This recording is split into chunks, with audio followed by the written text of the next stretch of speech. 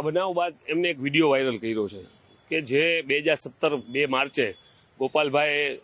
ગૃહમંત્રી પૂર્વ ગૃહમંત્રી પ્રદીપસિંહ જાડેજા ઉપર જૂતું ફેંક્યું હતું અને ક્યાંક ને ક્યાંક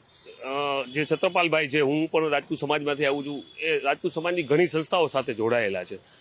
અને ક્યાંક ને ક્યાંક એની લાગણી ત્યારે દુભાણી હશે અને એનો આક્રોશ ગઈકાલે જે ગોપાલભાઈ આવ્યા એની સામે એને ઉતાર્યો છે। 100% લોકશાહીમાં વિચારધારામાં બધા સાથે ક્યાંક ને ક્યાંક સંકળાયેલા હોય તો જે છત્રપાલભાઈ છે કોંગ્રેસી વિચારધારા છે, ક્યાંય હોદ્દા ઉપર નથી, એ અમારા કાર્યકર્તા 100% છે અને આવે છે કાર્યક્રમમાં, એટલે કોઈ હોદ્દા ઉપર નથી, એ કાર્યકર્તા છે, રાજપૂત સમાજની સંસ્થાઓ સાથે જોડાયેલા છે અને એને વિડીયોમાં પણ કીધું છે કે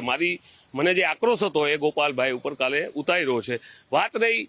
કે કોંગ્રેસના નામ આવે છે તો આપના ધારાસભ્યો ભાઈ શ્રી હેમંતભાઈ સાથે પણ એના ફોટા વાયરલ છે, તો હું પણ એવું માનું છું ક્યાંક ને ક્યાંક ગોપાલભાઈની ઇટાલિયાની હેમંતભાઈએ સોપારી લીધી હોય આમાં, એ પણ બની શકે।